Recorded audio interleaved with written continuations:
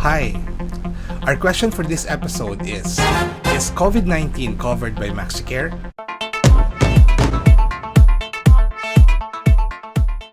Welcome back to our channel.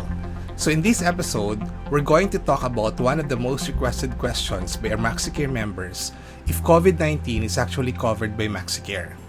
And the answer to that is if the final diagnosis of your attending doctor is brought about by COVID-19, then yes, this is covered under your program. This coverage applies to both corporate and individual and family plans, including the Maxicare prepaid cards e-ready in the Prima Gold and Prima Silver. Maxicare members who seek medical care will still be covered in this time of uncertainty, including persons under investigation or PUI, and persons under monitoring or PUM, and members who are confirmed with COVID-19. We encourage our Maxicare members who are experiencing COVID-19 symptoms to call in through the 24/7 teleconsult to verify with our licensed physicians whether or not you need to head to the hospital. Our doctors will help assess your condition using the DOH guidelines, and they will advise you on what steps to take next.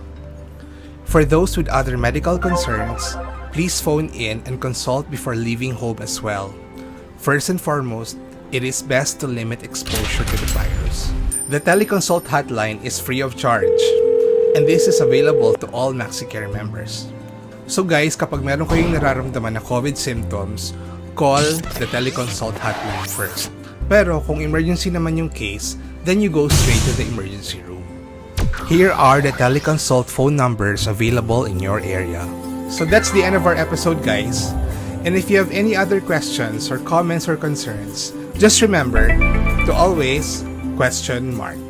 Thank you and bye-bye. If you're interested in getting a Maxicare proposal or if you have other inquiries, you may also contact us at these numbers.